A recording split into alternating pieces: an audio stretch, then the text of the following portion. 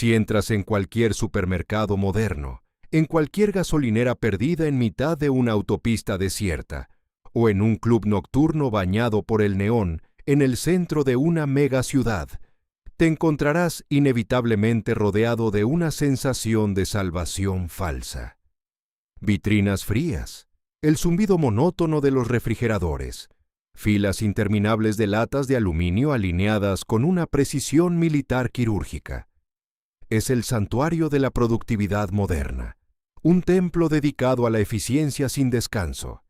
Y en el centro exacto de ese altar, casi siempre verás un logotipo que se ha convertido en el símbolo de toda una generación.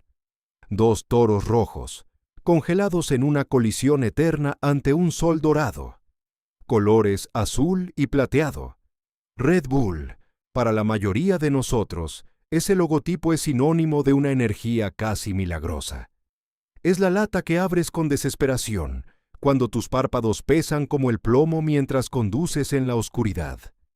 Es el jarabe que te ayudó a terminar aquel proyecto, o a estudiar para ese examen cuando tu cerebro ya se negaba a procesar un solo bit de información. Es una promesa de omnipotencia, una cápsula de ciencia empaquetada en metal, que te susurra al oído un eslogan corto como un disparo. Red Bull te da alas. Nos han condicionado durante 40 años para creer en esas alas. Nos han adiestrado para pensar que dentro de esa armadura de hojalata reside la esencia pura de la vida, una pócima diseñada exclusivamente para expandir los límites de la voluntad humana. Pero esa confianza es una ilusión, una fachada de marketing construida sobre décadas de hipnosis colectiva, para ocultar una realidad que es mucho más oscura que cualquier ingrediente listado en su etiqueta. Porque si pudieras raspar esa pintura azul brillante, si pudieras mirar a través del microscopio de la historia para observar el ADN de este imperio, no verías una fórmula de éxito y superación. Verías una trampa química diseñada con frialdad. Verías la explotación del miedo más profundo del hombre moderno, el miedo a ser débil, el miedo a no llegar a tiempo, el miedo a detenerse. Esta no es la historia de un refresco estimulante creado por un carismático visionario austríaco para mejorar el mundo. Esta es la crónica de una entidad que descubrió muy temprano que la manipulación de los relojes biológicos de la humanidad es un negocio mucho más rentable que la simple venta de alimentos. Es la historia de cómo un tónico tailandés, diseñado originalmente para obreros medio muertos de hambre, se transformó en el experimento químico más masivo jamás realizado sobre el sistema nervioso de la juventud mundial. Olvida todo lo que crees saber sobre los logros deportivos, el espíritu extremo y las alas de la libertad. Estamos a punto de entrar en un mundo donde tú no eres un cliente, sino un recurso biológico, cuyo corazón debe latir más rápido, solo para que las cuentas de una corporación se llenen de ceros. Bienvenidos a la verdadera historia de Red Bull. Bienvenidos a la farmacia del diablo de la adrenalina. Para entender el origen de este monstruo, debemos dejar atrás la paz estéril de las sedes alpinas en Austria y descender al caos sucio, ruidoso y saturado por el olor a diésel barato del Bangkok de los años 60. Imagina el Tailandia de aquella época, un país que cambiaba a una velocidad aterradora, siendo devorado por una industrialización salvaje. Los viejos templos y los campos de arroz desaparecían bajo el asfalto ardiente. El aire no olía a flores de loto, sino a los gases de escape de los camiones que surcaban día y noche carreteras destrozadas.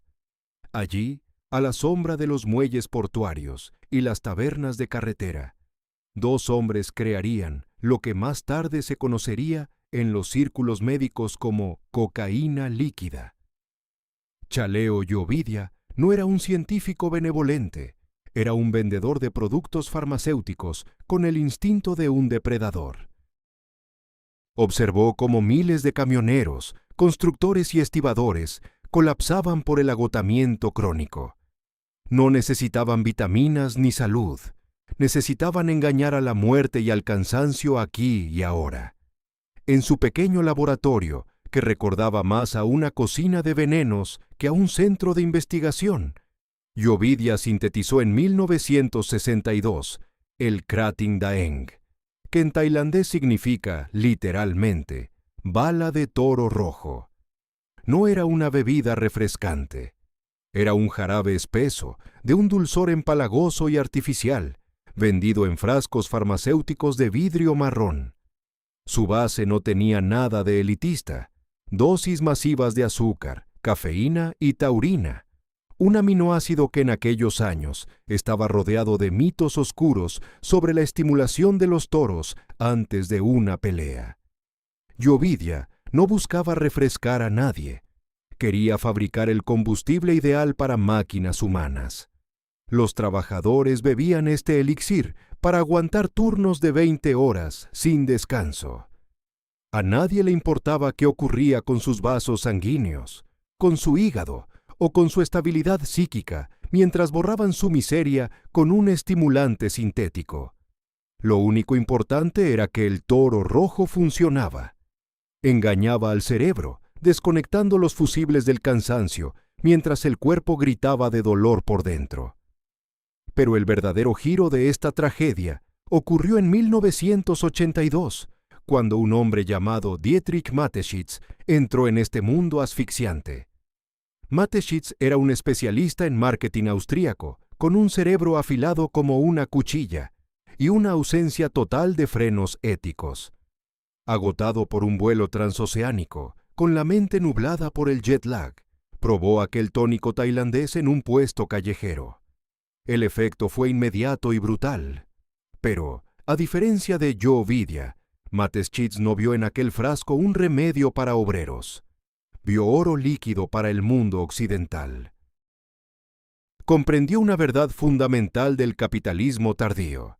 Si puedes venderle a una persona un estado de euforia y una sensación de falsa omnipotencia, no necesitas venderle sabor ni calidad. Mateschitz selló un pacto con Yovidia que se convertiría en el más lucrativo de la historia de la industria alimentaria. Decidió tomar la bebida de los estratos sociales más bajos y, subiendo el precio de manera insultante y agresiva, venderla a la juventud occidental como un símbolo elitista de rebeldía y éxito. Para que el consumidor de Nueva York o Londres no sintiera el olor de los suburbios de Bangkok, Mateschitz borró la historia de origen.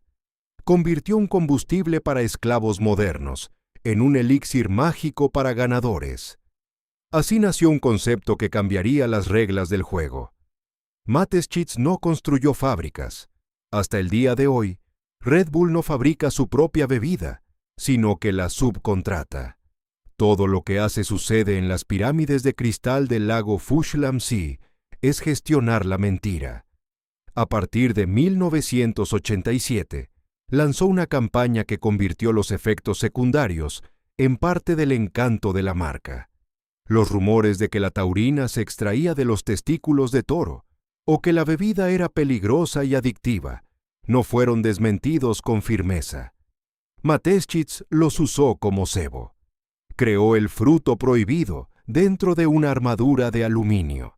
Reclutó ejércitos de estudiantes para repartir latas gratis en las universidades, inyectando la aguja de la dopamina en el corazón de la educación mundial. Pero detrás de este despliegue de fuegos artificiales, tras el estruendo de los helicópteros y los saltos imposibles de los deportistas extremos, se ocultaba una verdad que Red Bull lleva décadas intentando sepultar bajo toneladas de adrenalina. En los capítulos siguientes, veremos cómo esta empresa convirtió el riesgo de muerte en tiempo de publicidad. Veremos la lista de nombres de aquellos que creyeron en la promesa de las alas y terminaron estrellándose contra el cemento bajo el aplauso de la marca. Descubriremos cómo Red Bull compró deportes enteros, extirpando su historia para sustituirla por su logotipo. Es la historia de cómo el corazón humano se convirtió en la moneda de cambio de un juego diseñado por un hombre que descubrió que el riesgo ajeno se vende mucho mejor que la vida. la farmacia del diablo, acaba de abrir sus puertas en cada esquina del planeta. Y el precio de la entrada es tu propio sistema nervioso. Veremos cómo la trampa química de Mates Kids atrapó los corazones de millones de niños, cómo la corporación sobornó a científicos para silenciar la toxicidad de sus componentes, y cómo países enteros intentaron declarar este brebaje como un veneno antes de rendirse ante presupuestos de lobby multimillonarios. Entraremos en el laboratorio para entender qué le ocurre realmente a tu cerebro cuando mezclas azúcar y cafeína a la velocidad de un coche de carreras. La cuna del veneno estaba en el polvo de Bangkok, pero su triunfo definitivo se forjó en el silencio de las montañas austríacas. Prepárate, porque este vuelo será corto y el aterrizaje será devastador. Bienvenidos a la verdadera historia de Red Bull. ¿Ciencia para una vida mejor? No. Ciencia para que te exprimas hasta la última gota en beneficio del imperio. El infierno acaba de abrir una lata helada, y el siseo del gas es el sonido de tu propia resistencia rompiéndose. Sientes el frío del metal contra la yema de tus dedos. Es una temperatura precisa, casi quirúrgica, diseñada para adormecer tus papilas antes de que el primer impacto del líquido toque tu lengua. Al tirar de la anilla, ese siseo familiar no es solo gas escapando, es el sonido de una liberación controlada, el inicio de una reacción en cadena que está a punto de secuestrar tu sistema nervioso. El olor te golpea de inmediato, un aroma sintético, medicinal, que recuerda extrañamente a una mezcla de gominolas industriales y jarabe para la tos de una clínica de bajo presupuesto. Es un aroma que no existe en la naturaleza, una fragancia nacida en probetas de polietileno. El primer sorbo es una agresión de dulzor extremo y acidez punzante, diseñada para enmascarar el amargor metálico de la química pura. En ese instante, crees que estás tomando las riendas de tu día, pero lo que realmente está ocurriendo es que acabas de firmar un contrato de arrendamiento sobre tu propia energía biológica, con una tasa de interés que tu corazón tendrá que pagar más tarde. Para comprender la magnitud de la trampa química de Dietrich Mateschitz, debemos desmantelar la lata como si fuera un artefacto explosivo. Los ingenieros de Red Bull no buscaban el sabor perfecto, buscaban la respuesta neuroquímica perfecta. En el centro de este brebaje se encuentra la Trinidad del Caos: dosis masivas de azúcar, cafeína sintética y taurina. Por separado, son herramientas conocidas. Juntas, forman una masa que golpea los receptores de tu cerebro con la fuerza de un pistón industrial. La cafeína presente en Red Bull no es el suave abrazo de un café artesanal por la mañana.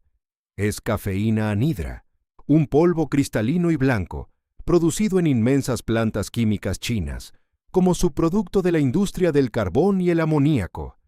Es una molécula pura, despojada de cualquier antioxidante natural, diseñada para cruzar la barrera hematoencefálica como un proyectil. ¿Qué ocurre realmente dentro de ti después de ese primer trago? Tu cerebro produce de forma natural una sustancia llamada adenosina, una molécula que le susurra a tus neuronas que es hora de descansar, que el cuerpo está agotado, que necesitas dormir para repararte. Es el sistema de seguridad de tu biología. Pero la cafeína de Mateschitz es un impostor perfecto. Se desliza en los receptores de adenosina y los bloquea, silenciando las alarmas de tu cuerpo. Red Bull no te da energía real. Red Bull simplemente le quita al cerebro la capacidad de sentir que está muriendo de cansancio. Es como poner una venda sobre el indicador de gasolina de un coche que está a punto de quedarse vacío y acelerar a fondo en una autopista de medianoche. Es el combustible de los esclavos modernos, una ilusión de vitalidad que permite a la corporación extraer hasta la última gota de productividad de una generación que ya no sabe cómo cerrar los ojos. Pero el verdadero golpe maestro del marketing oscuro de Mateschitz fue la taurina, Durante años, la empresa alimentó, de forma sutil y calculada, la leyenda urbana de que este ingrediente se extraía de los testículos de los toros más feroces. Era una mentira brillante, una pieza de mitología corporativa que apelaba a los instintos más primitivos de virilidad y fuerza salvaje. La realidad, sin embargo, es mucho más estéril y aterradora. La taurina de Red Bull es un compuesto sintético fabricado en reactores de acero inoxidable mediante la reacción del óxido de etileno y el bisulfito de sodio. Es un producto de la industria petroquímica, el mismo mundo que produce plásticos y fertilizantes. Mateschitz tomó un residuo de la alquimia industrial y lo envolvió en un aura de misticismo biológico. La taurina, en las dosis que maneja Red Bull, actúa como un facilitador que potencia los efectos del azúcar y la cafeína, creando un estado de hiperactividad que el miocardio humano nunca fue diseñado para soportar de forma crónica. Mateschitz no era un médico, pero entendía la psicología de la adicción mejor que cualquier farmacéutico de la vieja escuela de Leverkusen. Sabía que para que su imperio fuera eterno, el precio de la lata debía ser irracionalmente alto. Al principio, en los años 80, Red Bull no se vendía en los pasillos de los refrescos junto a la Coca-Cola. Se posicionaba cerca de las farmacias o en estantes premium, con un precio 3 veces superior al de cualquier otra bebida. La lógica era perversa. Si es caro y sabe a medicina, debe tener un poder real. Era el efecto placebo, monetizado al extremo. Mateschitz no estaba vendiendo agua con azúcar. Estaba vendiendo un dispositivo de rendimiento. Al elevar el precio, creó una barrera de entrada que confería estatus. Beber Red Bull se convirtió en un rito de iniciación para los jóvenes que querían sentirse parte de una élite invulnerable, una casta de guerreros del asfalto y la oficina que no necesitaban el sueño, esa debilidad humana que la corporación prometía erradicar. Sin embargo, en las sombras de los laboratorios independientes, los informes empezaron a acumularse como cadáveres en una trinchera. Los cardiólogos comenzaron a observar un fenómeno inquietante: el corazón de Red Bull. Pacientes de apenas 18 o 20 años ingresaban en urgencias con taquicardias severas, arritmias ventriculares y, en casos extremos, fallos cardíacos fulminantes. El cóctel de Mateschitz provoca una liberación masiva de catecolaminas, las hormonas del estrés, inundando el sistema como si estuvieras huyendo de un depredador en la selva. Pero mientras estás sentado inmóvil frente a una pantalla o bailando bajo luces estroboscópicas. Es un estado de lucha o huida, artificial y perpetuo. La sangre se espesa, la presión arterial se dispara y las arterias se contraen. El cuerpo está en guerra consigo mismo, consumiendo sus reservas más profundas para alimentar la cuenta de resultados de una empresa con sede en una fortaleza de cristal en los Alpes. ¿Y qué hizo la corporación ante estas señales de alarma? Aplicaron el manual de defensa de las grandes tabacaleras y de las empresas químicas como Bayer. No hubo advertencias claras, no hubo retirada de productos. Hubo una estrategia de ciencia alternativa. Red Bull financió sus propios estudios, inundando las revistas académicas con datos que sugerían que la bebida era tan inofensiva como una taza de té. Compraron la lealtad de expertos y nutricionistas para que repitieran el mantra corporativo. El problema no es el producto, es el uso irresponsable del consumidor. Es la misma táctica de victimización que usó Bayer con la heroína. Si un adolescente muere después de mezclar Red Bull con alcohol en una discoteca, la culpa es de su debilidad moral, no de la sustancia diseñada específicamente para ser consumida en esos entornos de fiesta interminable. Mateschitz diseñó el veneno y luego culpó a las víctimas por tener sed. El escándalo más oculto de esta era fue la batalla por la legalidad en Europa. Durante casi 2 décadas, Francia, Dinamarca y Noruega prohibieron la venta de Red Bull. Los ministerios de salud de estos países, aún no corrompidos por el lobby masivo de la marca, consideraron que los niveles de taurina y cafeína eran peligrosos para el consumo público, tratándolo más como un fármaco experimental que como una bebida. Pero Mateschitz era un estratega de la guerra comercial. Utilizó las leyes de libre mercado de la Unión Europea como un ariete para derribar las defensas sanitarias de las naciones. Demandó a gobiernos, movilizó a ejércitos de abogados y utilizó su inmenso poder mediático para ridiculizar a los científicos que daban la voz de alarma, tachándolos de burócratas anticuados que querían prohibir la diversión. En 2008, tras una presión política asfixiante, Francia finalmente capituló. La farmacia del diablo había ganado la guerra. El siseo de la lata se escuchó por fin en las calles de París, marcando el inicio de una epidemia de consumo desenfrenado que hoy es imparable. Lo que Mateschitz construyó en Fuchs-Lamcy no fue una empresa de refrescos, fue una arquitectura de la deshumanización. Al caminar por los pasillos de su sede central, uno no ve rastro de los efectos secundarios que su producto deja en el mundo real. No ves las salas de urgencias saturadas, no ves los rostros pálidos de los estudiantes adictos a la cafeína que ya no pueden concentrarse sin su dosis, no ves las manos temblorosas de los trabajadores que dependen de la lata para no ser despedidos. Solo ves éxito, pantallas gigantes y modelos de aviación. Es una desconexión total entre el beneficio y la moralidad. El mundo se convirtió en el laboratorio privado de Mateschitz y nosotros en sus sujetos de prueba permanentes. Habían descubierto que podían vender la erosión de la salud humana como si fuera el mayor logro de la libertad individual.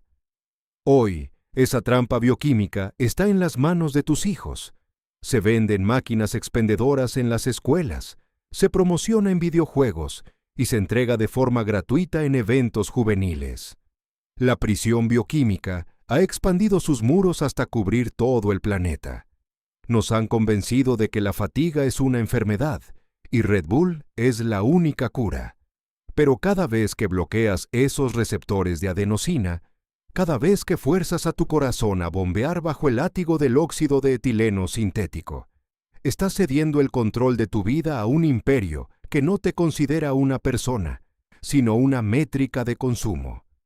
El engaño es perfecto porque tú mismo pagas por él, creyendo que estás comprando alas, cuando en realidad estás comprando los barrotes químicos de tu propia celda.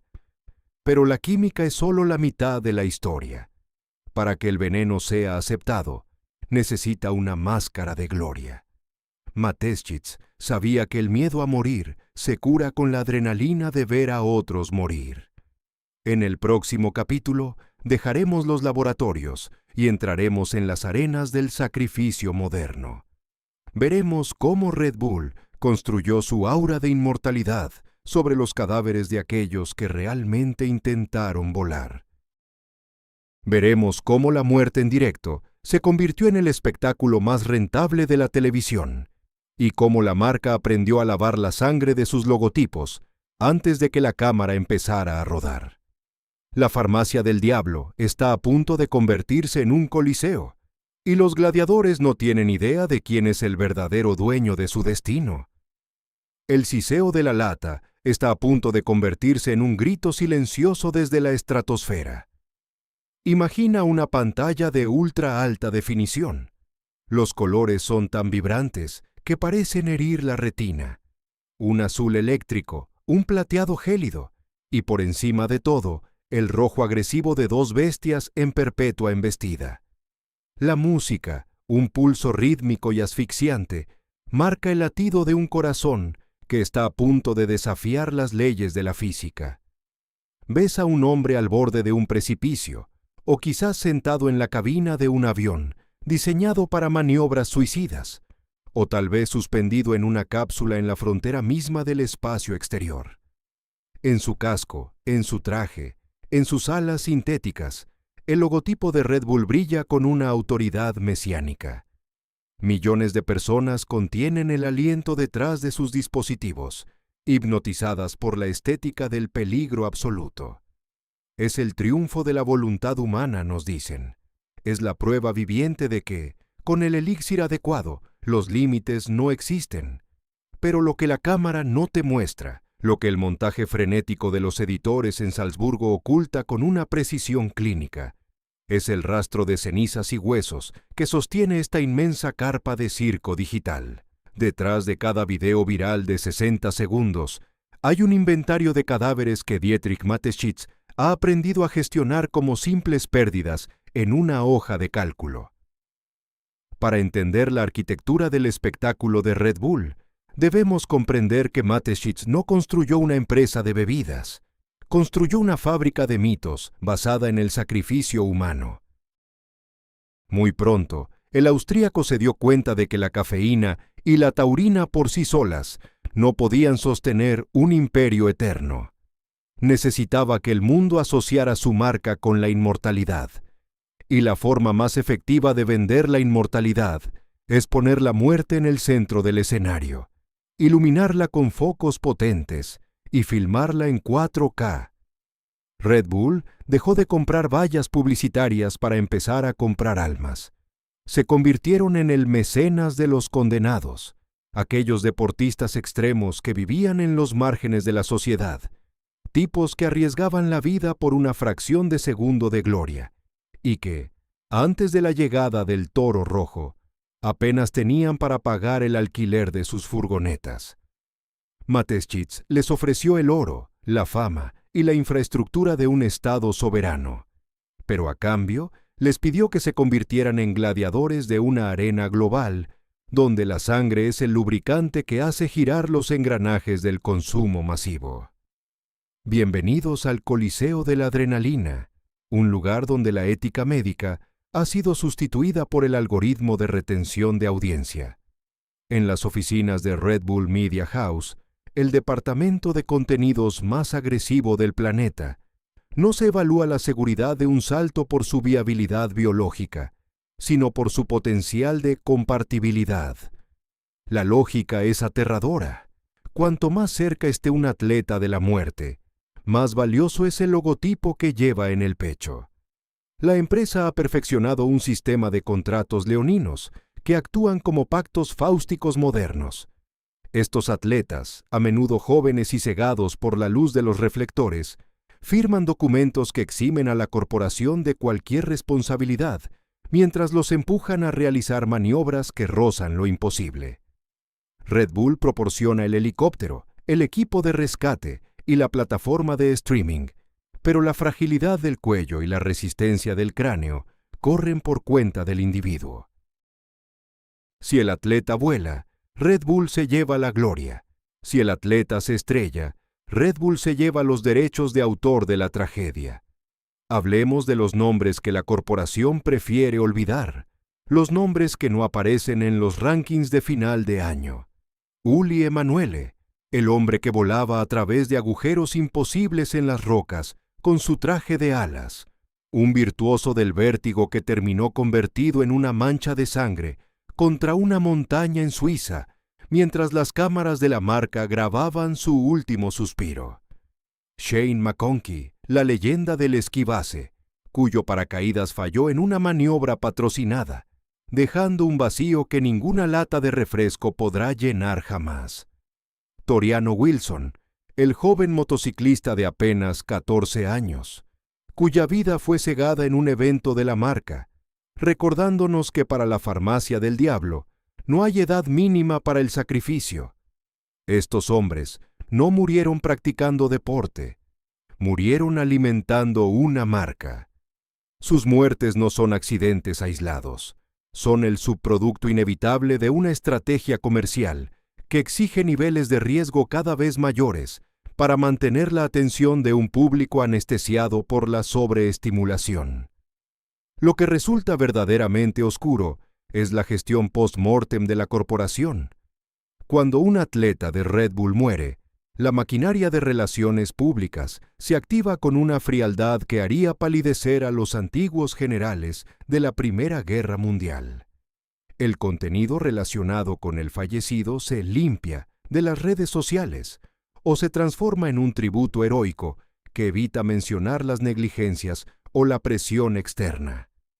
La muerte se recicla, se convierte en una narrativa de El precio de la libertad o Viviendo el sueño hasta el final. Red Bull ha logrado la hazaña macabra de colonizar incluso el luto. Han convencido a la audiencia de que ver morir a alguien en directo bajo su logotipo es una forma de honrar su espíritu, cuando en realidad es la culminación de un proceso de explotación necrófila. La marca no llora, la marca factura. El punto culminante de esta demencia publicitaria fue, sin duda, el proyecto Red Bull Stratos en 2012. Felix Baumgartner, un hombre con los nervios de acero y el ego de un emperador, se lanzó desde la estratosfera, cayendo hacia la Tierra, a una velocidad supersónica. Fue el evento en directo más visto de la historia de Internet. El mundo vio a un hombre minúsculo desafiar al vacío, pero lo que realmente estaban viendo era una lata de Red Bull de $65 millones cayendo sobre la conciencia colectiva de la humanidad. Fue un acto de dominación cultural absoluta. Mateschitz demostró que podía secuestrar la atención de todo el planeta, utilizando la gravedad como su cómplice. Durante los minutos que duró la caída, nadie pensó en la taurina sintética, ni en las arritmias cardíacas, ni en los trabajadores de Bangkok. El aura de inmortalidad fue completada. Red Bull ya no era una bebida, era el dueño del aire, el dueño del espacio y el dueño de nuestra capacidad de asombro. Pero Baumgartner, tras el éxito, fue descartado como una herramienta usada. La marca no busca relaciones a largo plazo, busca el impacto inmediato, la descarga eléctrica que obliga al consumidor a comprar la lata para intentar capturar 1 miligramo de esa omnipotencia televisada. Pero, ¿quién paga realmente el precio de este espectáculo? No son los directivos que brindan con champán en sus villas privadas en Austria. El precio lo pagan los millones de adolescentes en sus habitaciones, que ven estos videos y creen que la única forma de ser alguien es arriesgar su integridad física mientras consumen dosis industriales de estimulantes. Red Bull ha creado una generación de voyeurs de la muerte, personas que necesitan ver a alguien romperse los huesos para sentir que están vivos, todo ello mediado por una sustancia que altera su propio ritmo circadiano. Es una simbiosis destructiva. El consumidor compra el veneno para soportar la monotonía de su vida y usa el espectáculo del toro rojo como una fantasía de escape, sin darse cuenta de que ambos extremos de la cadena pertenecen al mismo dueño. La corporación también ha extendido sus garras hacia el deporte tradicional, pero de una manera que recuerda a la colonización química de Bayer. Cuando Red Bull compra un equipo de fútbol, como el Austria Salzburgo o el RB Leipzig, no busca preservar su historia o sus tradiciones. Lo primero que hacen es extirpar el alma del club. Cambian los colores, destruyen el escudo original y le ponen el nombre de la bebida. Es un trasplante de identidad forzado. Los aficionados, aquellos que guardaban la memoria del equipo durante décadas, son tratados como obstáculos para el progreso comercial. Para Red Bull, el deporte no es cultura, es un vehículo de marketing. Es la transformación del estadio en una valla publicitaria tridimensional, donde los jugadores son meros envases de marca. Han introducido en el fútbol una lógica de eficiencia corporativa fría y despiadada, donde el éxito deportivo es solo un medio para vender más aluminio en los supermercados de Asia y América. Sin embargo, en el epicentro de este terremoto de adrenalina, hay un silencio sepulcral sobre las consecuencias médicas a largo plazo de los atletas sobrevivientes. Aquellos que no murieron en el impacto, a menudo cargan con secuelas neurológicas, lesiones crónicas y trastornos psicológicos derivados de la presión extrema de la marca. Pero esos atletas ya no sirven para la foto de portada. Cuando un gladiador empieza a cojear, se le retira de la arena y se le sustituye por carne fresca. Red Bull ha perfeccionado el arte de la obsolescencia programada, aplicada a los seres humanos. Son expertos en exprimir el carisma y el valor de un joven hasta dejarlo seco, para luego observar desde sus pirámides de cristal cómo el siguiente en la lista se prepara para el salto. Es un ciclo necrótico que se alimenta de la esperanza de los humildes y la ambición de los imprudentes. Lo que estamos presenciando es la mutación definitiva de la industria alimentaria. Si Bayer convirtió la química en medicina, para luego convertirla en muerte, Red Bull ha convertido la muerte en entretenimiento, para luego convertirla en una bebida de consumo diario. Han logrado que el riesgo de fallecer se convierta en una aspiración estética. Cada vez que bebes un Red Bull, estás participando involuntariamente en el fondo de indemnización de un salto fallido. Estás financiando la próxima cámara GoPro que filmará el impacto final de un joven que solo quería alas. El siseo de la lata es, en realidad, el suspiro de una ética que ha sido ejecutada en el altar de los ingresos trimestrales. Mateschitz descubrió que la adrenalina es el mejor barniz para el veneno, y que un público que mira hacia el cielo para ver un salto, nunca mirará hacia el suelo para ver las grietas en el sistema. Pero incluso el coliseo más grande termina por derrumbarse cuando la impunidad se vuelve demasiado pesada para el suelo que la sostiene.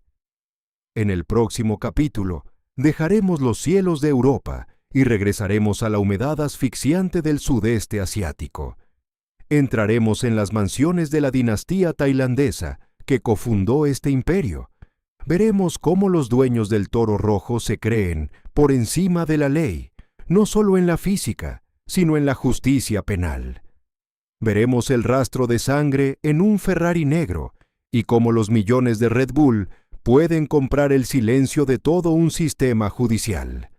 La farmacia del diablo tiene una herencia real, y esa herencia está manchada con algo mucho más difícil de limpiar que el azúcar, la soberbia de los intocables. Prepárate para conocer la verdadera cara de la familia Yo-Ovidia, los reyes de la impunidad que observan el mundo desde un trono construido sobre latas vacías y promesas rotas. El vuelo está terminando, y lo que hay en el suelo no es una pista de aterrizaje, es un campo de pruebas de la injusticia global. La muerte por adrenalina es dulce mientras dura el aplauso, pero el silencio que le sigue es eterno, y ese silencio es el activo más valioso de Red Bull. Un silencio que hoy, finalmente, vamos a romper con el estruendo de la verdad. No son alas lo que te dan, son pesas de plomo atadas a tu futuro, camufladas con burbujas y promesas de grandeza. El Coliseo está lleno, el emperador ha levantado el pulgar, y el próximo gladiador ya está en posición. ¿Vas a seguir mirando, o vas a entender de quién es la sangre que brilla sobre el metal plateado de tu lata? La historia continúa, y el descenso es mucho más profundo de lo que jamás imaginaste. Bangkok, 3 de septiembre de 2012, 5 de la mañana. El aire de la capital tailandesa es una manta pesada de humedad y contaminación que se pega a la piel como el aceite usado. La ciudad que nunca duerme se encuentra en ese instante suspendido entre el último suspiro de la noche y el primer rugido del día. En la avenida Sukhumvit, una de las arterias más exclusivas y frenéticas de la metrópoli, el silencio es desgarrado por un sonido que no pertenece al alba. El bramido gutural de un motor V12 llevado al límite. Un Ferrari negro, un bólido de Maranello que cuesta más que lo que 1000 tailandeses ganarán en toda su vida. Corta la neblina con la arrogancia de un proyectil divino. Al volante no hay un piloto de carreras, sino un joven cuya sangre está saturada de la soberbia que solo otorga el dinero infinito. Su nombre es Borayud Yo-Ovidia, apodado Boss, el nieto del hombre que cofundó Red Bull. En un instante, el destino del heredero del imperio colisiona con la realidad de los mortales. Un agente de policía, Wichian Klamprasert, que patrulla en su modesta motocicleta, es embestido por la espalda con una fuerza devastadora. El impacto no es solo físico, es simbólico. El agente es arrastrado por el asfalto durante más de 100 metros, su cuerpo desmembrado por la velocidad del Ferrari que, lejos de detenerse, acelera para desaparecer en la seguridad de la mansión familiar. Ese rastro de aceite y sangre en el pavimento de Bangkok es el inicio de una crónica de impunidad que demostrará al mundo que Red Bull no solo compra récords deportivos, sino que también puede comprar el derecho a matar sin consecuencias. Para comprender cómo un joven pudo huir de la escena de un crimen, dejando un rastro de cadáveres, y seguir viviendo como un rey en los barrios más caros del mundo, debemos entender la naturaleza real de la familia Yo-Ovidia. Mientras Dietrich Mateschitz construía el mito de las alas en los Alpes, en Tailandia, la familia Yo-Ovidia construía un muro de poder político y económico absoluto.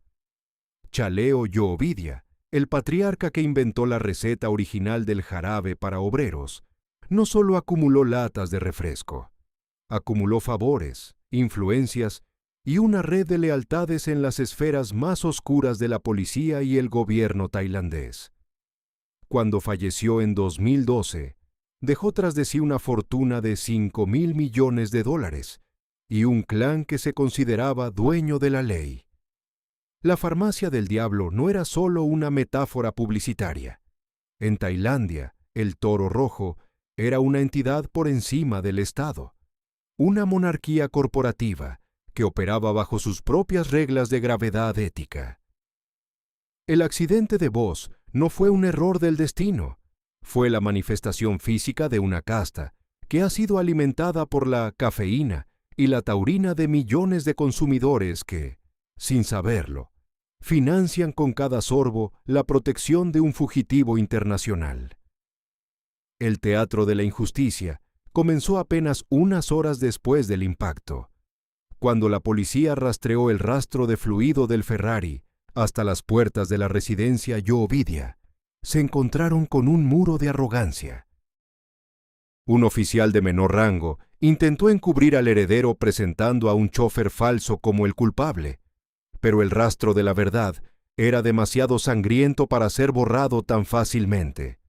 Sin embargo, lo que siguió fue una clase magistral de manipulación procesal. A Vorayuth Voss Yo-Ovidia se le permitieron retrasos infinitos. Sus abogados alegaron enfermedades, viajes de negocios urgentes y estrés emocional para evitar las citaciones judiciales. Mientras el sistema tailandés se arrodillaba ante el flujo de dinero de Red Bull, el mundo veía cómo el heredero del Toro seguía viajando en jets privados de la compañía, asistiendo a carreras de Fórmula 1 en el paddock VIP y disfrutando de vacaciones de lujo en Londres y Japón. La marca de las alas le proporcionaba el transporte perfecto para escapar de la justicia. Red Bull no era solo una bebida, era un pasaporte diplomático hacia la impunidad total. Pero el horror no reside solo en la huida, sino en la erosión activa de la justicia. En 2020, 8 años después de la muerte del policía, la Fiscalía tailandesa anunció de manera repentina que se retiraban todos los cargos contra Vorayuth. El escándalo fue tan grande que las calles de Bangkok estallaron en protestas, con jóvenes sosteniendo latas de Red Bull boca abajo, en señal de desprecio. La investigación posterior reveló un nido de víboras, pruebas de sangre que indicaban rastros de cocaína en el sistema del heredero el día del accidente, informes de velocidad alterados por expertos pagados y testimonios comprados. El dinero que Mateschitz y los Yo-Ovidia extrajeron de la fatiga de los trabajadores de todo el planeta se utilizó para silenciar el grito de justicia de una familia humilde. Es aquí donde vemos el verdadero rostro de la corporación. No hay ética deportiva, no hay superación humana. Solo hay la protección del clan a cualquier precio. Red Bull es una máquina de facturación masiva que destila el riesgo en beneficio y el crimen en silencio. Lo que resulta verdaderamente inquietante es la complicidad silenciosa de la rama austríaca de la empresa. Dietrich Mateschitz, el hombre que se presentaba como un filósofo del marketing y un visionario del estilo de vida, nunca emitió una condena firme contra los actos de sus socios tailandeses. La sede central en Phu Lam Si, tan rápida para publicar videos de hombres saltando desde el espacio, guardó un silencio sepulcral sobre el rastro de sangre en el Ferrari. La marca de las alas se convirtió en un escudo de acero para un asesino al volante. Esta dualidad es la clave del imperio. Una cara brilla en los podios de Mónaco, mientras la otra se oculta en las sombras de la corrupción asiática. Red Bull es una entidad bicéfala que ha aprendido que, mientras el público occidental esté distraído por el espectáculo de la adrenalina, no hará preguntas sobre el origen o el comportamiento de sus dueños reales.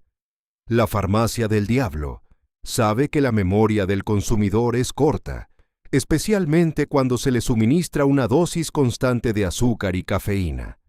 Debemos detenernos a reflexionar sobre la conexión biológica de esta impunidad. Cuando bebes un Red Bull, tus neuronas se disparan, tu ritmo cardíaco se acelera y sientes una chispa de energía sintética.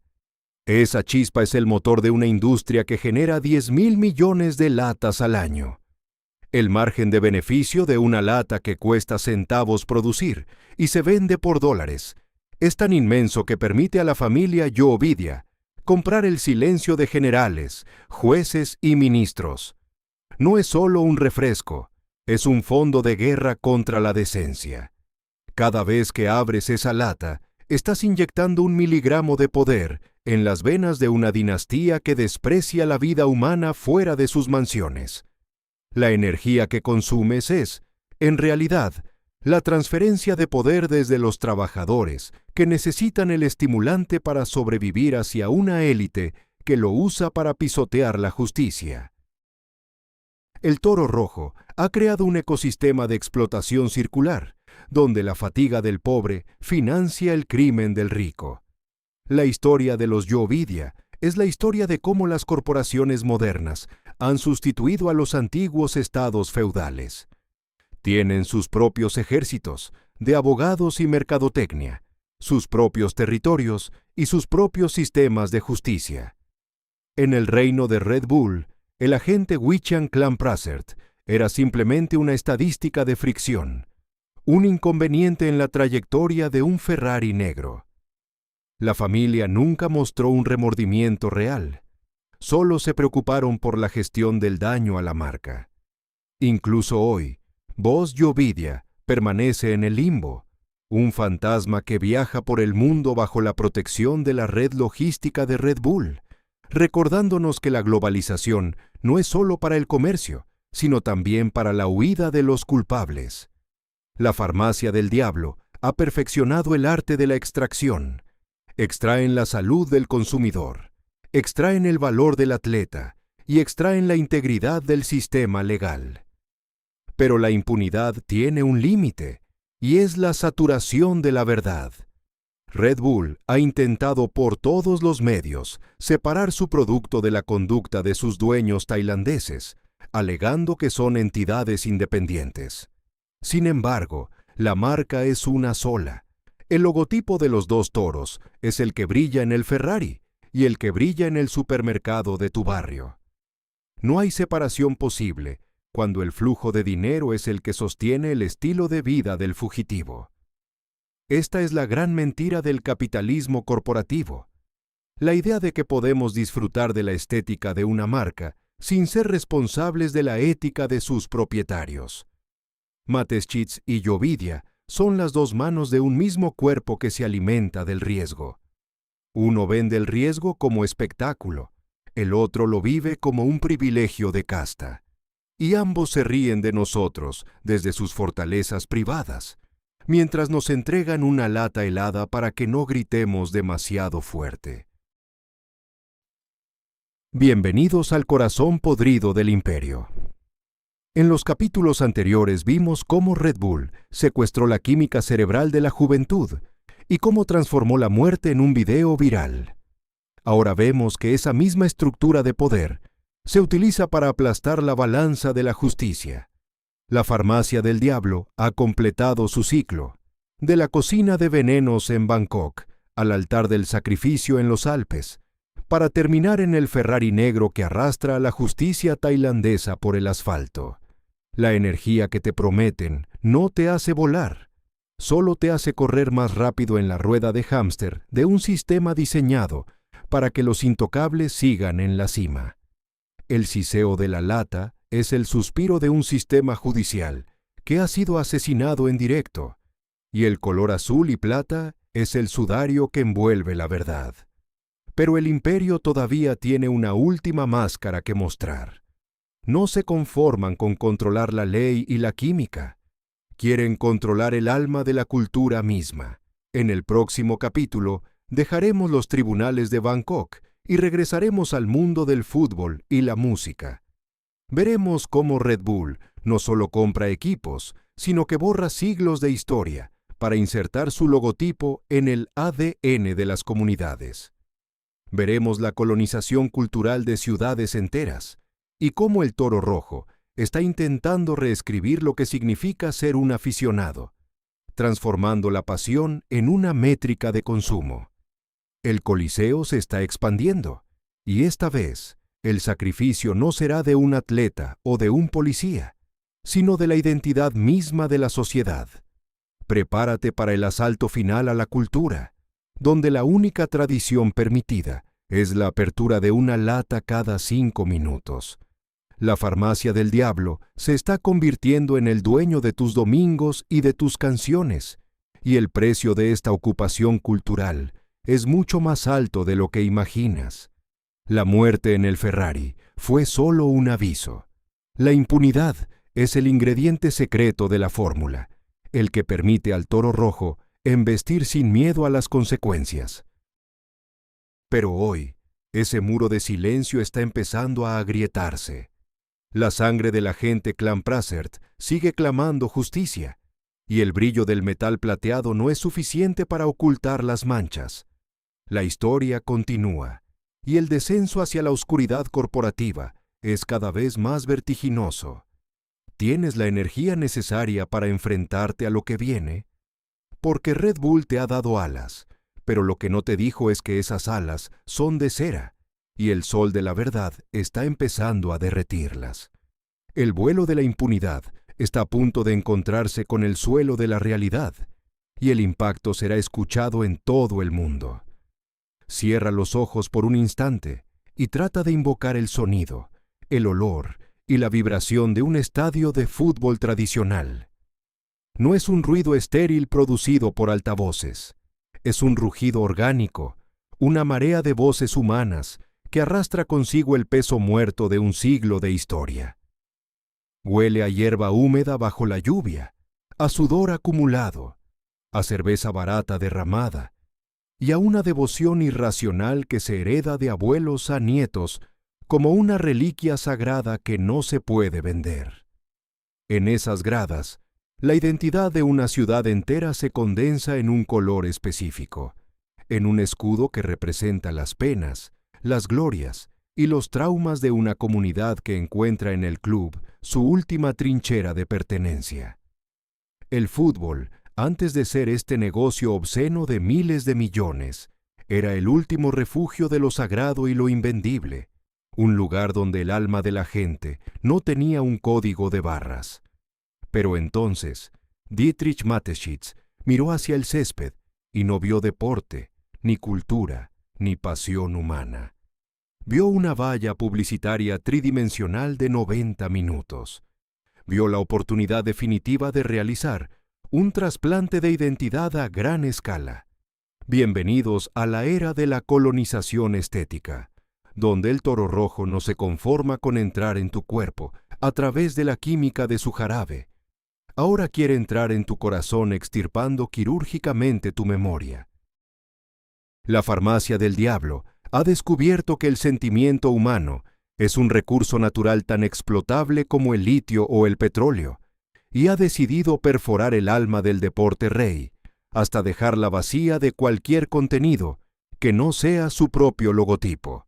Para entender la brutalidad de este proceso de demolición cultural, debemos viajar al año 2005, a la pintoresca ciudad de Salzburgo, en el corazón de los Alpes.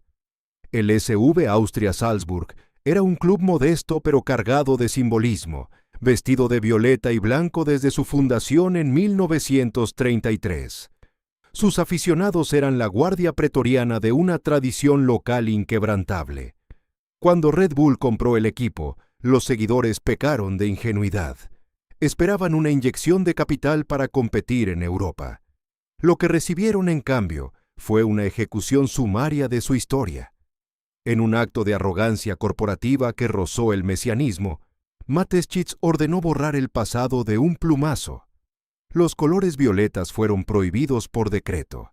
El escudo histórico fue sustituido por los dos toros rojos, chocando sus frentes, y el nombre del club fue reemplazado por el de la bebida estimulante. Pero el insulto final, el que rompió el corazón de miles de ancianos que habían visto a su equipo durante décadas, fue la declaración oficial de la directiva. Este es un club nuevo, sin historia. El pasado no nos pertenece. Trataron a 70 años de memoria colectiva, de llantos y alegrías compartidas, como si fuera software obsoleto que se puede formatear con un comando de teclado. La respuesta de la empresa ante las lágrimas de los veteranos fue de una frialdad patológica. Se les dijo que, si no les gustaban los nuevos colores, eran libres de irse y no volver jamás. Red Bull no buscaba aficionados con alma, buscaba consumidores dóciles que aplaudieran al ritmo dictado por un departamento de marketing en una oficina de cristal. El violeta, el color de la ciudad, fue enterrado bajo el rojo industrial de una lata de aluminio. Pero Salzburgo fue solo el laboratorio de pruebas, el campo de entrenamiento para el verdadero asalto de la farmacia del diablo a la cultura europea. El gran golpe ocurrió en Alemania, en la ciudad de Leipzig. Mateschitz sabía que para dominar el mercado global necesitaba conquistar la Bundesliga, la liga más pasional del mundo. Pero se enfrentaba a un obstáculo legal aparentemente insalvable: la regla del 50+1, una ley diseñada para evitar que las grandes corporaciones tomaran el control total de los clubes y para proteger la voz democrática de los socios. Donde otros empresarios vieron una frontera ética y legal, Red Bull vio una molestia burocrática que debía ser esquivada con la astucia de un pirata informático. Compraron la licencia de un equipo de quinta división en un suburbio olvidado y fundaron el RB Leipzig. Sin embargo, las leyes alemanas prohibían terminantemente que los equipos tuvieran nombres comerciales. La solución de Mateschitz fue una obra maestra del cinismo lingüístico y legal. Registraron el club bajo el nombre de Rasenballsport Leipzig, que significa, literalmente, deporte de pelota sobre césped. Las siglas eran RB, y aunque formalmente cumplían la ley, todo el planeta sabía que el verdadero nombre era Red Bull. Para hackear la regla del 50+1, crearon una estructura de socios cerrada, donde solo un puñado de empleados directos de la propia Red Bull tenían derecho a voto. Fue un golpe de estado corporativo en toda regla al fútbol alemán. La farmacia del diablo había pirateado el sistema desde dentro, creando un club pro beta diseñado con un único y gélido propósito: ser un infomercial permanente de 90 minutos para una bebida que altera el sistema nervioso. Lo que siguió en Leipzig fue una demostración de poder financiero absoluto y alienación cultural programada. El club ascendió de manera meteórica, impulsado por una montaña de dinero que ningún rival tradicional podía igualar sin vender su alma. Pero en el camino, el RB Leipzig se convirtió en la entidad más odiada de la historia del deporte alemán. Los aficionados de equipos con raíces profundas, como el Borussia Dortmund o el Union Berlin, se negaron a aceptar al equipo de la bebida como un igual. Lo llamaban el equipo de plástico, una cáscara vacía, un engendro sin raíces ni antepasados. Pero a Red Bull no le importaba el odio visceral, porque en la lógica de Mateschitz, el odio genera conversación, la conversación genera visibilidad y la visibilidad genera ventas. Entendió que en la nueva economía de la atención, la infamia es un activo tan rentable como la gloria. Convirtió los estadios en centros de experiencia, donde todo, desde el diseño ergonómico de las sillas hasta la música electrónica de los intermedios, estaba calculado matemáticamente para maximizar el impacto visual de la marca. El fútbol dejó de ser un fin en sí mismo para transformarse en un dispositivo de entrega de adrenalina, una mera extensión de los saltos suicidas desde la estratosfera. Los jugadores dejaron de ser ídolos locales para convertirse en activos financieros de una red global de intercambio de talento humano, movidos de Salzburgo a Leipzig o de Nueva York a Brasil, como si fueran lotes de productos farmacéuticos en una cadena de suministro. Este sistema de granjas de talento es quizás la cara más oscura y eficiente de la maquinaria de Red Bull. Han tejido una red de clubes satélite en todo el mundo: Brasil, Ghana, Estados Unidos, Austria, Alemania, que funciona con la precisión de una cadena de montaje fordista. Capturan a jóvenes promesas en países en desarrollo, a menudo niños con sueños de gloria, y los procesan en sus centros de alto rendimiento, bajo métodos de entrenamiento extenuantes y deshumanizados. Los observan a través de algoritmos y analizan su biometría para asegurar que mantengan un ritmo de juego frenético, el famoso estilo Red Bull, que exige un desgaste físico que roza lo patológico. Al igual que la cafeína anhidra en la lata obliga a tu corazón a latir más rápido de lo que la evolución permite, el sistema de juego de Mateschitz obliga a los futbolistas a consumir su energía biológica a una velocidad alarmante, quemando sus carreras en un corto periodo de tiempo para beneficio del espectáculo. Muchos de estos jóvenes colapsan, muchos desaparecen en el anonimato de la red logística tras una lesión, pero aquellos que sobreviven se convierten en piezas de recambio de lujo para la vitrina principal en la Bundesliga. Es el fútbol convertido en minería humana, donde el deportista es reducido a una unidad de rendimiento en una hoja de cálculo de Excel en Salzburgo. Sin embargo, la colonización del toro rojo no se detiene en las líneas de cal del campo de juego. Su ambición es total y se extiende hacia la música, el arte urbano y la cultura joven en todas sus formas. Con la creación de la Red Bull Music Academy y el patrocinio masivo de batallas de gallos o festivales de música electrónica, la corporación ha intentado posicionarse como el gran mecenas de la creatividad moderna. Pero no te equivoques, este mecenazgo es, en realidad, un abrazo de oso. Red Bull no apoya el arte por una convicción filantrópica. Lo hace para capturar el espíritu de rebeldía de la juventud y embotellarlo para su posterior venta. Se infiltran en las subculturas más auténticas, aquellas que nacieron en las calles, como una forma de protesta legítima contra el sistema, y les inyectan el barniz corporativo de la marca. De repente, el rapero que antes criticaba al capitalismo, ahora rima bajo un fondo de 2 toros rojos, validando inconscientemente la estructura que lo consume. La marca se convierte en el filtro, en el guardián que decide qué es cool, qué es extremo y qué tiene derecho a ser escuchado. Es una lobotomía cultural sutil y altamente efectiva. Han convencido a toda una generación de que no pueden ser creativos, ni valientes, ni libres, si no tienen una lata de metal plateado en la mano. La farmacia del diablo ha pasado de controlar los neurotransmisores químicos a controlar los símbolos sagrados de la identidad juvenil. Lo más inquietante de esta ocupación cultural silenciosa es la destrucción sistemática de la diversidad. Al imponer su estética plana y su marca omnipresente en cada rincón del entretenimiento mundial, Red Bull está creando un mundo monocromático bajo un disfraz de colores brillantes y luces estroboscópicas. En el fútbol, el estilo de juego de Red Bull basado en la presión asfixiante y la velocidad pura, está siendo imitado por otros clubes, priorizando la fuerza bruta y la eficiencia táctica sobre el talento individual, la pausa o la tradición regional. Las tomasorías y ciudades pierden sus colores originales, sus gritos únicos y sus mitos locales para adoptar el azul y plata de la corporación austríaca. Es un neocolonialismo estético, donde la sede central, en los Alpes, dicta cómo debe divertirse un joven en las favelas de Sao Paulo, o cómo debe animar un aficionado en las calles de Leipzig. Mateschitz descubrió que si controlas el ocio de la población, controlas su tiempo, su atención y, en última instancia, su identidad. No necesitas soldados ni tanques para conquistar un territorio en el siglo XXI.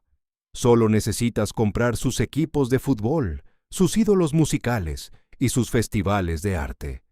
La energía química que te venden en el supermercado es la misma que utilizan para alimentar la maquinaria de esta ocupación invisible que nos está dejando sin pasado. Debemos preguntarnos seriamente qué queda del ser humano cuando su pasión más pura ha sido procesada, refinada y empaquetada por una multinacional sin escrúpulos. Cada vez que celebras un gol de un equipo con las siglas RB, estás celebrando sin saberlo el éxito de una estrategia de marketing agresiva que ha aniquilado la voz de los socios reales y la memoria de los fundadores. Cada vez que asistes a un evento financiado por la marca, estás validando la idea de que la cultura solo tiene valor si lleva un logotipo comercial pegado en la frente. Red Bull ha logrado la hazaña macabra de que la alienación se sienta como euforia. Han convertido el sentimiento de pertenencia a un grupo humano en una simple transacción comercial de autoservicio. La farmacia del diablo sabe que el hombre moderno se siente solo, desconectado y vacío, y le ofrece una comunidad artificial empaquetada en aluminio reciclable. Pero esa comunidad no tiene raíces, no tiene tierra, no tiene historia. Es una construcción efímera que desaparecerá en el instante exacto en que deje de ser rentable para los accionistas mayoritarios. El fútbol de Red Bull es un fútbol sin memoria, y una cultura sin memoria es una cultura infinitamente fácil de manipular por los dioses del consumo. Bienvenidos a la fase final de la extracción de recursos. Si Bayer extraía la vida a través de la química farmacéutica y el gas, Red Bull extrae la identidad a través de la química emocional y el espectáculo masivo. Han convertido el estadio y el escenario en laboratorios sociales donde prueban cuánto puede aguantar una sociedad antes de perder su esencia y convertirse en una simple masa de consumidores de adrenalina. El toro rojo ha devorado al fútbol, ha masticado su historia y ahora se dispone a digerirlo para transformarlo en dividendos netos. El siseo de la lata al abrirse es, en realidad, el sonido de una tradición que se desvanece en el aire, sustituida por un espectáculo de luces LED y taquicardia sintética.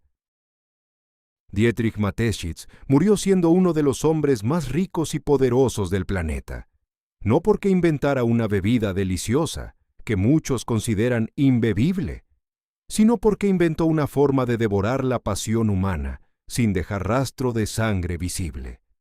Sus famosas alas no son para que tú vueles, son para cubrir con su inmensa sombra todo lo que antes era auténtico, local y verdadero bajo el cielo de nuestras ciudades. Pero el imperio todavía tiene un secreto final que ocultar, el más peligroso y sucio de todos. No se trata solo de la química alterada en tu cuerpo, ni de los muertos en los deportes extremos, ni de la corrupción sistémica en Tailandia, ni del robo descarado del fútbol. Se trata del legado final, la transformación del planeta entero en un basurero de aluminio y la creación de una sociedad que ya no sabe, ni quiere, vivir sin el estímulo químico constante. En el próximo capítulo, el último de esta crónica de sombras, llegaremos al juicio final de la marca. Analizaremos el impacto ecológico masivo de miles de millones de latas que inundan los océanos de plástico y metal, y cómo Red Bull está intentando limpiar su imagen con una lavandería verde multimillonaria que esconde una realidad devastadora. Veremos el retrato robot de la sociedad que Mateschitz nos ha dejado como herencia. Una civilización al borde del colapso nervioso, adicta a la velocidad, sorda a la verdad y ciega ante su propia destrucción. La farmacia del diablo está a punto de presentar la factura final por sus 40 años de excesos, y el precio no se paga con dinero, sino con el futuro de nuestra especie y de nuestro hogar. Prepárate para el acto final, donde los dos toros rojos se encuentran cara a cara con la realidad física que han intentado ocultar tras un sol dorado de neón. El vuelo ha sido largo y alucinante. El Coliseo estaba a punto de cerrar sus puertas por última vez, y lo que queda en la arena no es gloria, sino el rastro de una humanidad que cambió su alma por 1 miligramo de energía química barata. La historia de Red Bull es, en el fondo, el espejo roto de nuestra propia caída como sociedad. Hemos permitido, por comodidad y aburrimiento, que un simple jarabe para obreros tailandeses se convierta en el dueño absoluto de nuestro tiempo, de nuestro riesgo, de nuestra cultura y de nuestros sueños de grandeza. Pero hoy, ese espejo de mentiras se va a romper en 1000 pedazos. Vamos a mirar con determinación detrás de la etiqueta azul, detrás del podio de la Fórmula 1, detrás del Ferrari negro del fugitivo y detrás del estadio reluciente de Leipzig. Vamos a mirar directamente a los ojos del monstruo que hemos alimentado con cada una de nuestras compras. El descenso está llegando a su punto más profundo, y lo que encontraremos allí no son alas celestiales, sino las pesadas cadenas de una adicción global que amenaza con devorarlo todo a su paso. ¿Estás realmente listo para despertar del trance de la adrenalina y enfrentar la verdad desnuda? Porque la última lata de esta historia está a punto de abrirse, y esta vez el contenido no es azúcar, es la verdad pura, amarga y sin burbujas, que el imperio lleva décadas intentando que no bebas. La farmacia del diablo cierra su turno, pero la resaca apenas está comenzando para todos nosotros. Mira tus manos por un segundo. Si hoy, o ayer, o en algún momento de esta semana, has sostenido uno de esos cilindros plateados y has sentido ese siseo gélido al abrirlo, no solo has ingerido una mezcla de azúcar y cafeína sintética, has ingerido una parte del fin del mundo. Has participado en un ritual de consumo que ha necesitado perforar las selvas más profundas de la Amazonia, contaminar ríos en Guinea y emitir toneladas de gases tóxicos al cielo que nos cubre. Pero lo más aterrador es que lo has hecho sonriendo, convencido por un genio del marketing de que estabas comprando libertad y alas. Bienvenidos al acto final de nuestra crónica, el lugar donde la música épica de los videos de Red Bull se detiene bruscamente para dejar paso al silencio de los vertederos y al latido irregular de una generación que ya no sabe cómo descansar. La farmacia del diablo ha completado su ciclo y ahora es el momento de presentar la factura final. Una factura que no se paga con los dólares que Dietrich Mateschitz acumuló en sus castillos alpinos, sino con el tejido biológico de nuestra especie y la salud física de nuestro hogar planetario.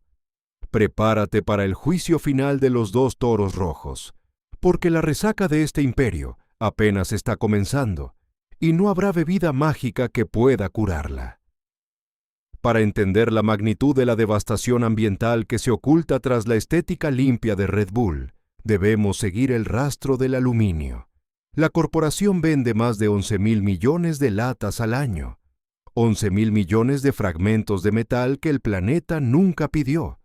La empresa gasta fortunas en campañas de sustentabilidad y programas de reciclaje simbólicos, pero la realidad física es un puñetazo en la cara de la ética. Para fabricar una sola lata de Red Bull se necesita bauxita, un mineral cuya extracción es sinónimo de ecocidio masivo. En Brasil y Australia, hectáreas interminables de bosques vírgenes son arrasadas cada día para abrir minas a cielo abierto de donde sale el aluminio de tus alas. El proceso de fundición del metal consume tanta energía eléctrica que ciudades enteras podrían iluminarse con lo que Red Bull quema solo para empaquetar su veneno. La marca se jacta de que sus latas son 100% reciclables, pero omiten un detalle sangriento. Menos de la mitad de esas latas terminan realmente en una planta de procesamiento. El resto, miles de millones de cilindros azules y plata, se hunden en el lodo de los océanos, se oxidan en las cunetas de las autopistas o terminan en las montañas de basura de África Occidental, que ya analizamos anteriormente. Es el Coliseo de la Basura, un monumento eterno a la vanidad corporativa de un hombre que decidió que su logo era más importante que el futuro de la biosfera. Lo que resulta verdaderamente cínico es la lavandería verde, o greenwashing, que Red Bull ha perfeccionado. En sus informes anuales, se llenan la boca hablando de reducir su huella de carbono, mientras financian festivales de música masivos, carreras de aviones y eventos de Fórmula 1 que queman queroseno y combustible de alto octanaje, como si no hubiera un mañana. Han convencido al público de que un par de paneles solares en su sede de Fushel am See compensan la destrucción sistémica que genera su modelo de negocio basado en el hiperconsumo. Es la misma estrategia de Bayer, presentar una cara científica y responsable, mientras en el sótano se cocina la destrucción. Red Bull no es una empresa ecológica, es una empresa de extracción. Extraen el metal de la tierra, la energía de los combustibles fósiles y la vitalidad de tu cuerpo para convertirlo todo en una cifra de beneficios netos. Han convertido la crisis climática en otro reto extremo que sus publicistas utilizan para vender más latas, tratándonos como si fuéramos estúpidos anestesiados por el azúcar. El siseo de la lata es, en realidad, el sonido de la presión atmosférica que estamos perdiendo en esta carrera suicida hacia el crecimiento infinito. Pero el legado más destructivo de Red Bull no es solo el metal o el plástico, es el legado biológico. Estamos asistiendo al nacimiento de la generación Red Bull, un experimento masivo y descontrolado sobre la fisiología de la juventud mundial. Los pediatras y cardiólogos de todo el planeta están dando la voz de alarma. Estamos normalizando el consumo de estimulantes industriales en niños que apenas están aprendiendo a leer. Al asociar su marca con los videojuegos, los deportes extremos y la cultura cool, Red Bull ha penetrado en los colegios y las habitaciones infantiles, rompiendo la barrera de seguridad biológica que protegía a los menores de la cafeína anhidra y el exceso de taurina sintética. Estamos viendo un aumento sin precedentes de trastornos de ansiedad, insomnio crónico y problemas de conducta en adolescentes cuyos cerebros están siendo moldeados por el bombardeo químico de Mateschitz. La farmacia del diablo ha logrado que la adicción se llame estilo de vida y que la taquicardia se llame adrenalina. Han reescrito lo que significa estar sano, sustituyendo la energía natural del sueño y la nutrición por un parche químico que nos mantiene despiertos en una pesadilla de productividad incesante. Debemos detenernos a analizar la sociopatía corporativa detrás de la muerte de Dietrich Mateschitz en octubre de 2022.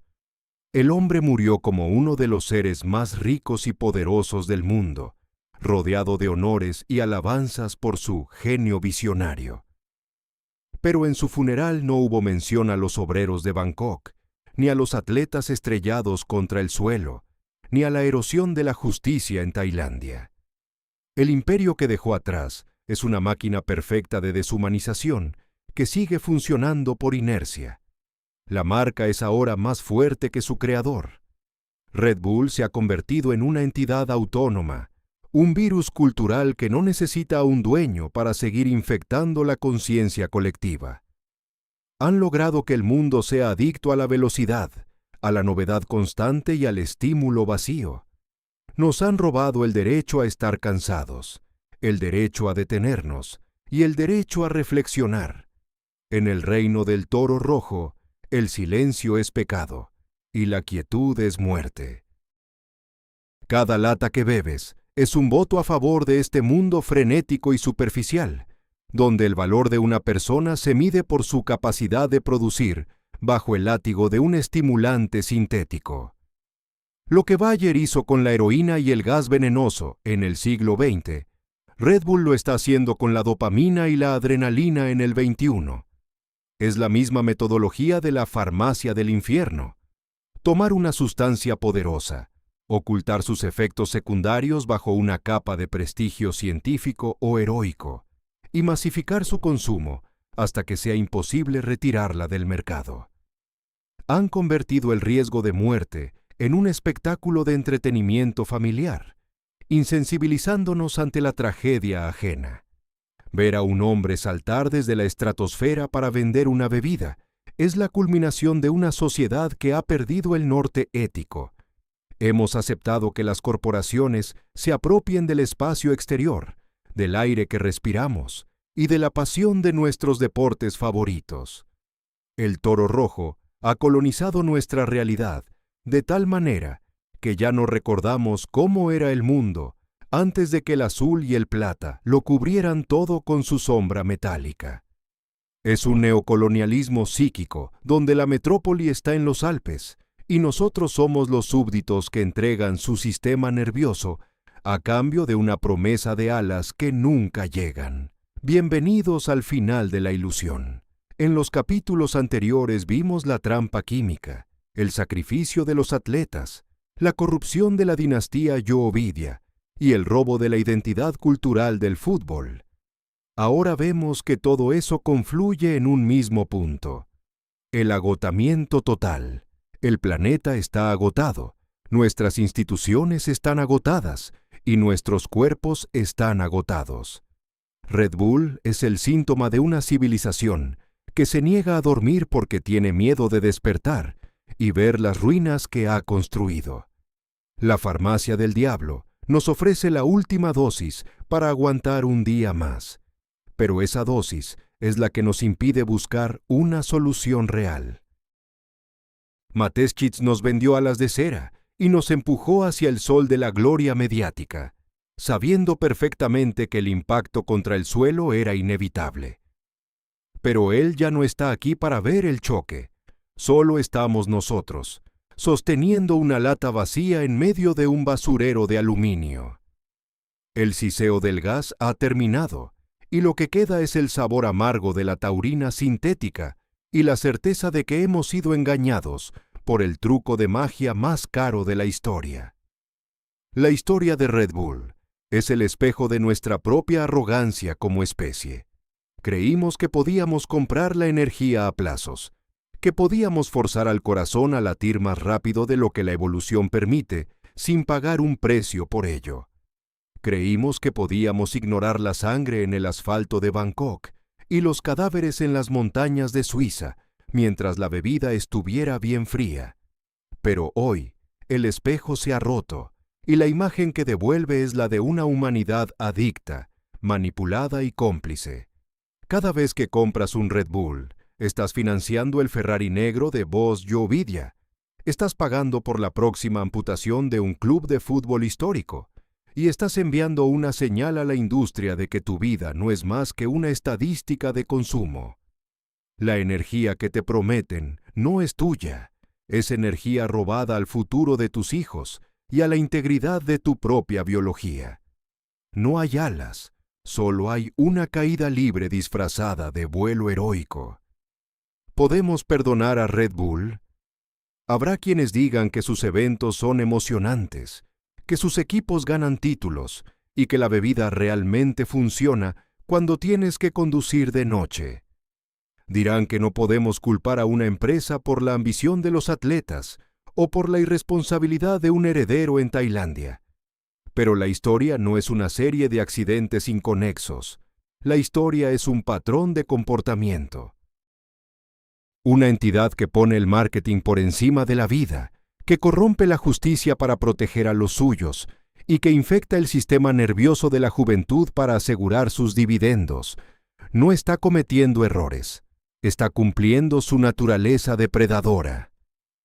Al igual que Bayer no era una empresa benévola que se equivocó con la heroína, Red Bull no es una empresa de refrescos que se equivocó con el riesgo. Es un depredador de la atención y la química humana que ha descubierto que el caos es rentable y que la muerte ajena es el mejor decorado para un anuncio de televisión.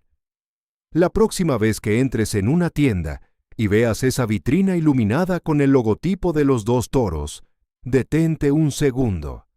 Siente el peso de la lata en tu mano y recuerda todo lo que hemos visto en estas 6 partes de sombras. Recuerda que ese líquido azulado ha sido financiado por medio siglo de tragedias y mentiras. Recuerda que la ciencia es una herramienta sagrada, pero en manos de la codicia extrema se convierte en una trampa para tu corazón.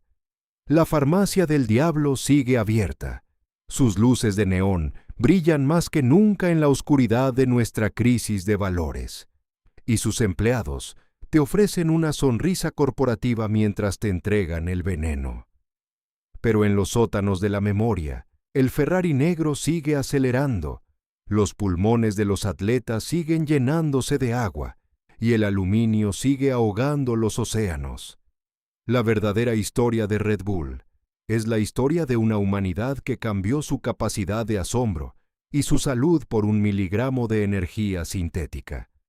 Ciencia para una vida mejor, decían en Leverkusen. Alas para volar, dicen en Salzburgo. Pero después de lo que hemos descubierto, la pregunta sigue quemando en el aire. ¿A quién le pertenecen realmente esas alas cuando tú eres el que se estrella contra el suelo? Esta crónica llega a su fin, pero la máquina de Red Bull no se detendrá. Seguirán comprando equipos, seguirán borrando pasados y seguirán inyectando cafeína en las venas de un mundo que ya no tiene fuerzas para gritar. Pero tú ahora tienes el arma más poderosa de todas, la verdad, una verdad amarga, sin burbujas y sin anestesia. La próxima vez que escuches el siseo de una lata abriéndose, no escuches la música épica, escucha el grito de la ética que ha sido sacrificada en el altar del toro rojo.